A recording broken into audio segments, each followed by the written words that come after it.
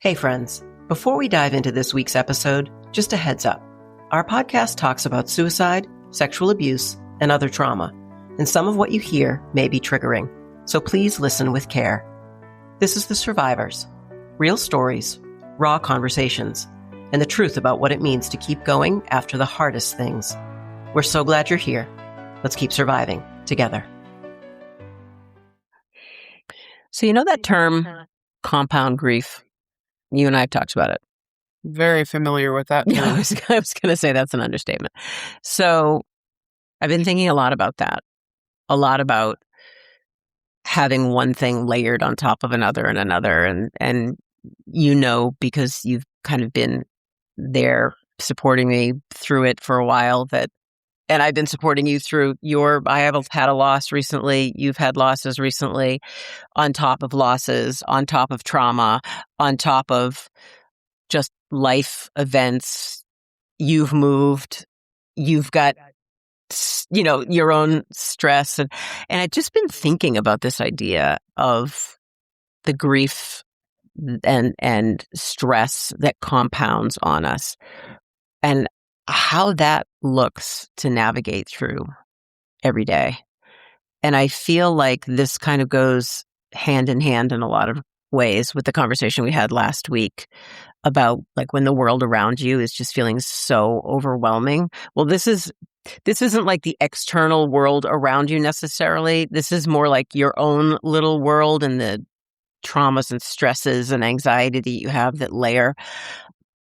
God, compound stress can be rough. Mm-hmm. It really can. And I feel like there are so many people who are kind of quietly struggling through it without really realizing what they're struggling through, that's what it is. It's just layer upon layer of stuff that you just keep packing on top of yourself. Well, I think what a lot of people don't realize is it's called disassociation or brain fog, where your body and your brain literally just shuts down and you're just going through the motions. You kind of feel like a corpse, in a way, is the best way to describe it, where you're just this being moving through day to day and there's no joy, it's just you're going through the motions of life. And so corpse or zombie? Zombie is probably... I was like, wow, that was really final. More accurate.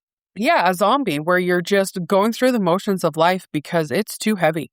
Mm-hmm. Absolutely. That is compound grief, where your body has literally experienced too much loss, too much trauma, too much grief, that it can't function at a normal level, and it shuts down all your higher functions. And that's where the brain fog comes in. And it's like, your body's like, no, we're just going to focus on breathing, eating, maybe getting some sleep in there. Beyond that, we can't go about that. So that's where the brain fog is. And I didn't know that for a long time until, I experienced the loss of 4 family members in a 5-month period. Yeah, well, I think that's the reason why it's been so on my mind lately, because, we lost my mother-in-law last month. And like what you and I talked about last week, we've all been dealing with a lot of collective stress and trauma just because of the world around us. And then,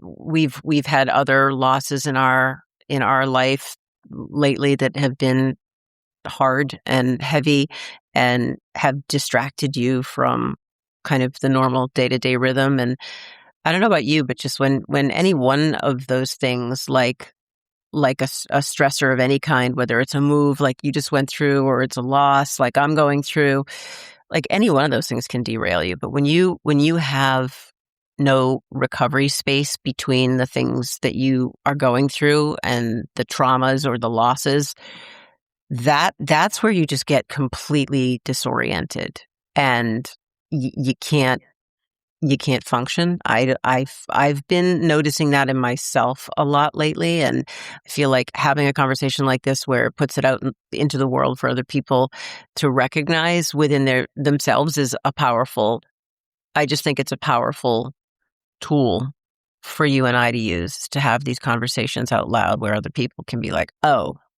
That's what's happening to me. That's why I feel so disconnected or so completely either depressed or frozen and unable to move in one direction or another.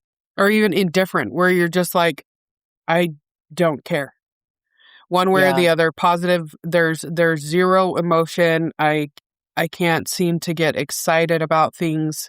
I can't seem to feel sad about things. I am so just like level right now. Yeah, numb, 100% numb right now. And I know that is just my body's way of coping with too much change in a short amount of time. And I know that there's light at the end of the tunnel. I've experienced that. And so I just have to be kind to myself and give myself a lot of grace and just not expect myself to show up with sunshine, rainbows, and unicorn farts. Yeah, no, you can't. You really can't. And I think that we all experience the effects of compound trauma or grief in so many different ways. Like definitely the blur, definitely the numbness for sure, where you just kind of can't move from where you are in that moment or make decisions. But it's also, I think a lot of other people I know get very short-tempered because it preys on their nerves, because there's too much to manage, too heavy to carry. People not only will shut down emotionally, but I think other people go the other way and tempers get really, really short. People start getting forgetful. You can't retain that blur. Kind of becomes an overall sense of not being able to connect with anything. My own experience with it is you almost don't know what to deal with first, so you shut down. Absolutely. When you're dealing with multiple types of traumas or grief all at one time, it's hard to like, how do you even know which one to focus on, which one to prioritize? Sometimes you don't. You just have to let yourself feel it in the moment. And, having lost so many family members in such a short time, where it's like, I need to grieve this one person, but then another one dies, and then another one dies. And it's just like, it. And so, excuse me, I listen to music a lot. I don't know if I've talked about this a lot before. Yeah, you've mentioned it. Where it's like, I know that I need to process something and I need to deal with it. And I will listen to a particular song that will remind me of that person, and like a good ugly cry, because trapped emotions, as we've talked about before, I don't know if we talked about that, but it will manifest. And so holding these feelings and thoughts and emotions in is going to have a negative impact on you in the future. And so, and also the numbness sets in because it's too much to handle all at one time. And so if you could just kind of take a little bite of the grief and say, okay, or just allow yourself a moment, because a lot of people will just push it away because it's too much. And they'll just like not even think about the person that they've lost. And so if you'll be like, okay, just allow yourself to think about like maybe a happy memory that you had with your mother-in-law, like maybe something that you guys cooked together, or just a little happy memory, and just allow yourself to be in that moment with her and to miss her and to be sad that she's not here to experience that with. And just a little tiny 10, 15, 5, 10, whatever you can muster at that moment to be with her, because that's how we honor them moving forward. My favorite way to honor the people that I've lost, especially the ones that my children never met, is to share memories with my children and to talk about them. That's the other thing too, is people, those around you, not knowing how to show up for you when you're grieving. They're afraid to bring up the person that you've lost. Absolutely talk about them. We love to talk about them normally. Yeah, and I think all of that is very true. I think that when you're talking about in the context of compound trauma or compound loss, it's, well, what do I prioritize first? I think we rank our grief in a lot of ways. Well, losing someone might think, well, losing an animal isn't as significant as losing a human. Well, if your animal was like your child, that's pretty significant. And it's hard sometimes because we have these societal constructs that tell us that certain things are ranked differently, and certain things can be grieved differently or experienced differently. And I think that muddles people's thinking in terms of how to navigate multiple traumas and losses, because you feel almost disloyal not giving one issue more thought and attention and consideration than another. Does that make sense? Yes, I do have the look on your face. You're like, I don't know what you're talking about. Well, I had to think about it for a second because I have, obviously, I've lost 5 brothers and my dad. And so, for example, Monroe, he's the most recent loss for me, and that was in March of last year. I hardly ever think about him. I don't miss him in the ways that I miss the others. Same with Clayne. Clayne was 12, 13 years older than me. I hardly knew him. Mm-hmm. I don't think about him that much. David, Brandon, Corey, my dad, I think about him all the time. Yeah. Well, different dynamics, different relationships, different age gaps. And, a father is a completely different relationship than a sibling. Right. Yeah. So, I mean, just by nature of what the relationship was. And I do feel guilty that I don't really miss Monroe. Do you know why that is? We didn't have a close relationship. Okay, that's what I figured. Despite years of trying, we had periods of time where we were close, but it was usually very short-lived. And, when somebody's not very good to you for the vast majority of your life, it's kind of hard to miss that. Yeah. Yeah. I mean, when everything all at once, which is the nature of compound trauma, when it all comes at you all at once and you're just weighted under the layers of all of these different things, what helps you feel, like you personally helps you feel more grounded? Do you change your expectations, your own personal expectations about how you deal with these traumas? Do you let go of any parts of it? Do you ask for help? Like what helps you feel grounded when you feel overwhelmed by the weight of all of these different things at once? This is where I talk about where I allow myself to feel whatever emotion it is that's coming up for me. Mm-hmm. Which I think is such a powerful reminder to everybody that we have to be exactly where we are in the moment. Mm-hmm. Yeah. So the most recent experience I had was probably about a month or 2 ago, where somebody in my office, it was his laugh or something.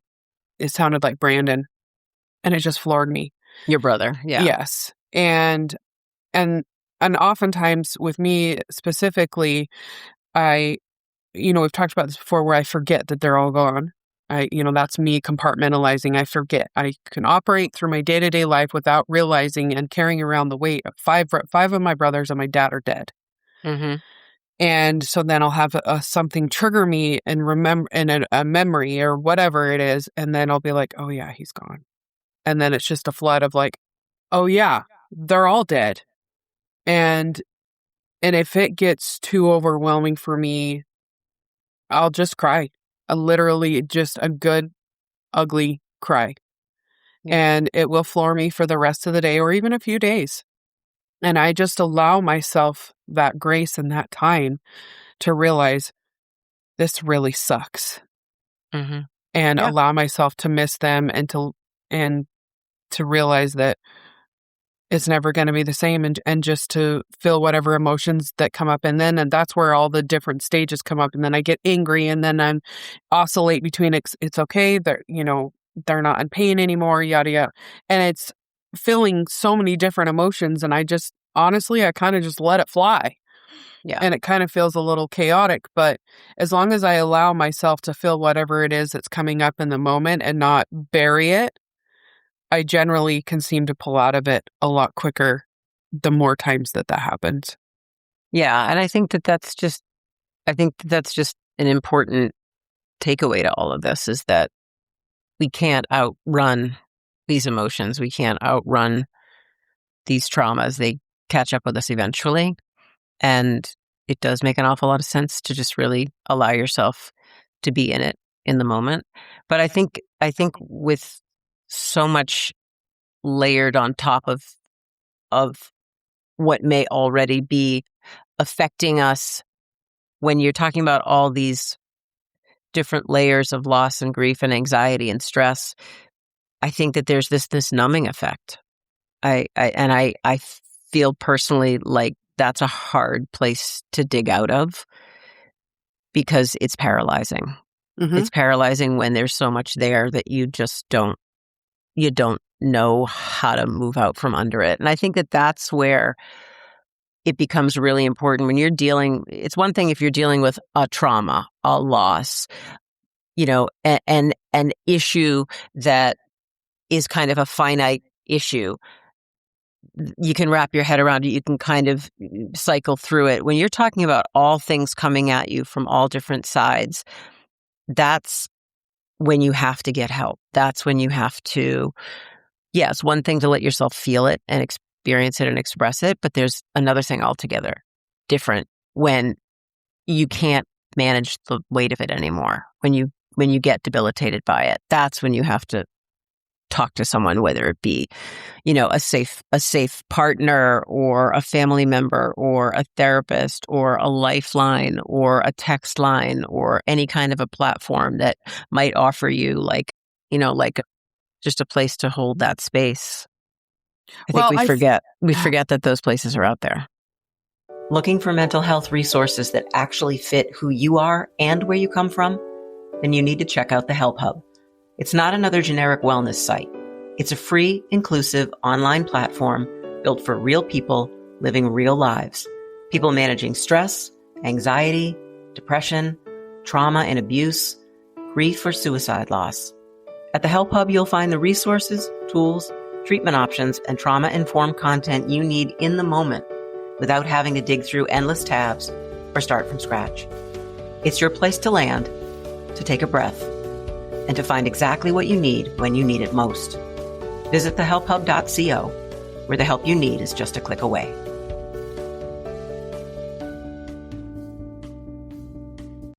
Yes, and I say this because nothing is normal, but I have, because of everything I've been through, because of my childhood and being forced to deal with so much on my own, and then, losing so many family members in such a short time. And when a licensed compound trauma therapist, this is literally her specialty, told us, "I'm sorry, I don't have any advice for you. I can be a sounding board for you, but I don't have any advice for you." I'm like, why do I need to talk to you then?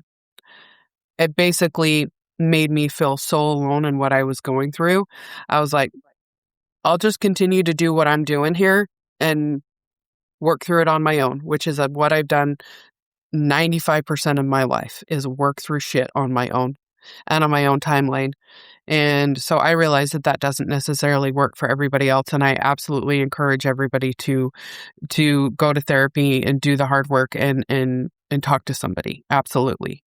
But you have to decide what works best for you. And for the vast majority of my life, just working through it on my own has been what's worked for me. Yeah, and I think a lot of people can say that. I think a lot of people have experienced the same reaction that you experienced. But the other thing too is when you're going into therapy, maybe you're someone who's listening to this conversation and you're like, I have a lot of compound trauma in my life that I need to sort through. Whatever it is that you're choosing to go to a therapist for, it's kind of you're setting yourself up to be disappointed with the assumption that therapist or counselor is going to hand you, spoon feed you, write out for you, here's what you do, here's how you fix it. That's not what therapy is in most cases. It is having a person be a place to hold space, a safe place to express what's weighing you down and what might be causing you pain. But I think so many people have that false perception that like, oh, they're just going to tell me what to do.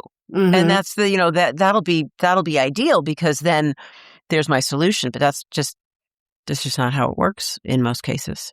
Right. And that's when I realized that talk therapy was not going to be effective for me any longer. There was too much. And so I had to move to EMDR therapy. Yeah. There's so many different options available as far as therapy goes. It's almost kind of like dating. You have to find the therapist that works for you, and you have to find the method that works for you. Sure. And so I want to encourage people to research the different kind of methods there are, or to talk to your therapist about, hey, what are some other options if you feel like talk therapy is not just enough for you? Because there's so many different options out there that can really be helpful. And one of the things I wanted to ask you is, you're dealing with the loss of a sudden loss of your mother-in-law. And you had just a couple of months ago, you lost a childhood friend. And then I know that you carry the loss of your dad with you on a daily basis. And so what do you do to manage that compound grief that you just carry with you and it just continues to stack up on top of you? I mean, lately it's been hard. I'll be fully transparent. Lately it's been really, really hard. In the case of just the most recent loss of my mother-in-law, I mean, it happened so fast. She took a fall very unexpectedly at home, and that really was the catalyst for everything to start kind of derailing. And within 2 months, she was gone. But within that 2-month period, it was a lot of hospital stays and a lot of, flying back and forth down to Florida. And it was a lot of rehab time and watching her decline very suddenly. And you can't get your bearings. I'm still pretty numb, to be honest with you. I mean, she's been gone a couple of weeks at this point, 2-3 weeks at this point. And while my family everyone's talking about it and everybody's open and supportive, I haven't been doing a lot for myself in that way. And I actually said to Dave recently this week that I feel a little lost. I really do feel a little lost because, when you've had losses, multiple losses in your life consecutively, another one just opens up the other wounds. The other ones become more amplified, even if they're like my dad 47 years ago, lost him 47 years ago. I don't know if that answered your question about what I'm doing. I'm not really sure what I'm doing right now. You're in the numb phase. I am. I really am. I think I'm really just at this point kind of trying to stay the course, trying to keep myself busy for better or for worse, not really giving myself an awful lot of time to rest my brain or rest my heart, which I just realized recently I was doing. And now I'm like, okay, I need to handle that differently. I need to actively shut down. I've always been kind of that mindset that I need to keep constantly busy as a way of putting energy into something of purpose. But what I sometimes forget is that what needs the energy more than anything is just my ability to recover from the sadness or the grief or the loss. And so, I'm definitely trying to consider where I'm at and give myself a pause more actively right now. And that's why I've been asking you, what are you doing for you? I know.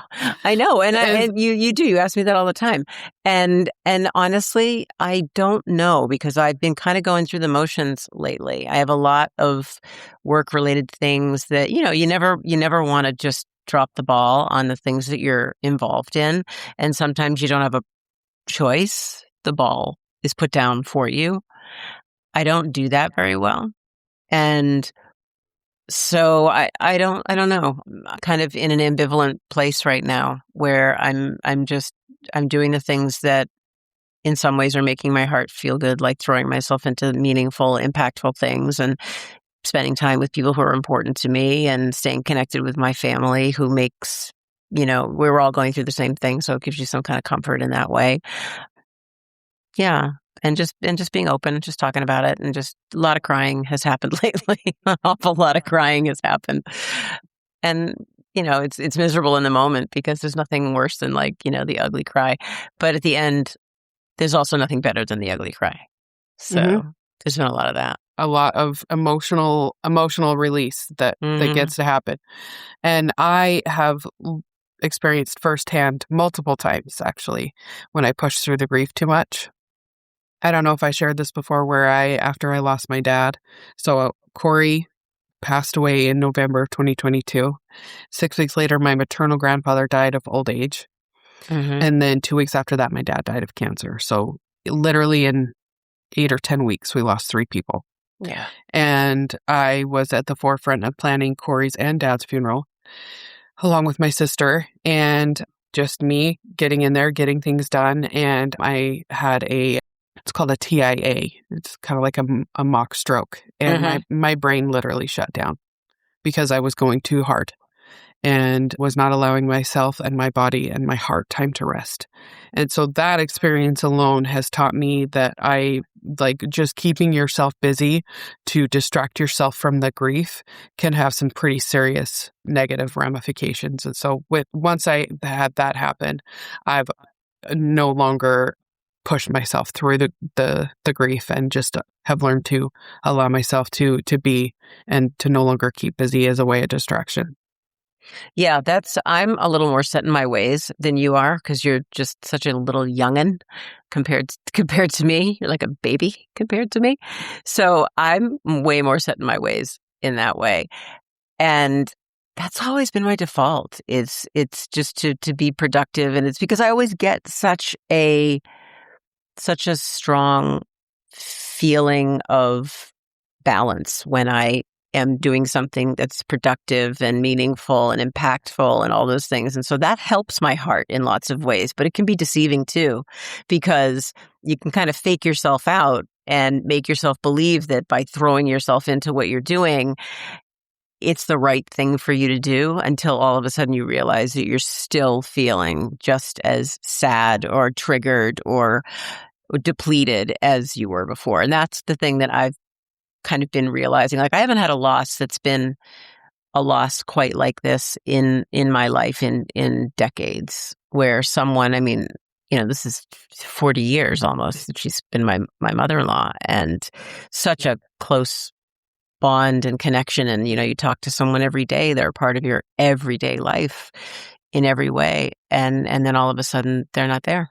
And it is really hard to know what to do for yourself, especially when you've got other kinds of compound losses or traumas or stress going on around that, on top of that.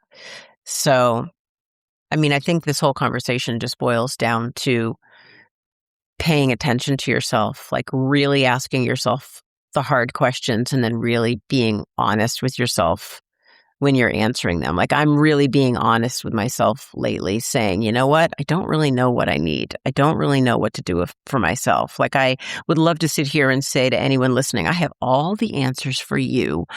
I don't. And I certainly don't have all the answers for myself. But I am doing a lot of the same things that you're doing, which is to just, sit where I need to sit, in whatever I need to sit in, and just be honest. Every day, the last several days, I've been asking myself the same handful of questions, which is like, how do I really feel? What do I really need? And the answers have been way more honest than I've allowed myself to give for a long time.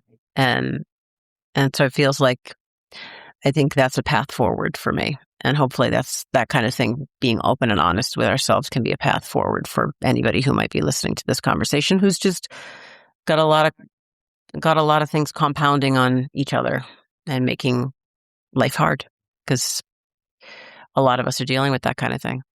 That's exactly what I wanted to hear out of your mouth, darling. Well, see, we got there, right? We got there. That's why I've been like, how's your heart? No, I know. That's been like my go-to with you lately. How's your heart? I know. And you know what? I asked my sister-in-law the exact same question today, and she's like, meh. And she's like, how about you? I'm like, meh. And, we all want to feel better. We all want to be better. We don't want to be under the weight of the things that we are under. Nobody does, especially when there are multiple things that you're struggling with at one time. But all you can do is just be real about what those things are and the effect that they're having on you, because you can't fake yourself out. There's like no fake out for it. So I've tried to answer your questions very honestly when you ask me, and I love you for asking every time. And it's been different every time, right? Mm-hmm. Like some days I'm like, you know what, I'm good. And some days I'm not. So I think and some days you feel like a trash panda. Yes, I do. I don't even know what that is. It's a raccoon. Oh, a raccoon. Oh, that's Utah humor, isn't it? Is that FLDS humor? Is that what that is? No, I'm kidding. No, I didn't even know that is a universal thing. I didn't know that. I grew up in the Northeast. It's a raccoon. They're called trash pandas. I think I think it's adorable. No, I know. Cycle that into my vocabulary. I used that a lot when I was reading. I was like, I just feel like a trash panda because there's no color. They're black and white. And I just and pandas, like actual pandas, are just very. But then there was the garbage layer on top of it. Yeah, no, I get it. I see what you're trying to say. It's a whole new world for me now. You leave it up to me to throw something random in there to make it funny. Right there at the 30-minute mark. It's perfect. It's a perfect way to wrap. No, so look, we've talked about what all sorts of compound loss and grief and stress and trauma can do to us, and what we can do in response to that is really just be as nimble as we can with it and be as open to whatever it is that we're feeling in the moment as we can be, and ask for help when we need it most. Absolutely. And you're not broken if you need help or if you need to talk. Like, feeling this way that you have to power through and do things on your own. We don't have to do that anymore. Those days are over. No, we do not. We absolutely do not. We just need to keep talking about it. That's all. And that's how we survive. Absolutely. Yeah. All right. Let's come back next week. Let's talk about something totally different next week. Sounds good. All right. I'll see you then. Take care. Okay, honey. Bye. Thanks so much for listening and for being part of the Survivors community. No matter where you are in your story, you're not alone, and you're definitely not broken. Healing takes time, and it looks different for everyone. The fact that you're still here and still trying means you're already doing the hard work. If something in today's conversation resonated with you, please share it with someone who might need to hear it too. That's how we keep these conversations going and remind each other that there's always hope. And if you or someone you know is struggling, please remember, help is always out there. You can call or text 988 anytime to reach a trained crisis counselor like me. And for more mental health resources, tools, treatment options, and content to support your mental health, visit the HelpHUB.co. We're so grateful you're part of the Survivors family, and we'll be back next week with another honest conversation about life after the hardest things. Until then, take care of yourself and your people, and keep surviving.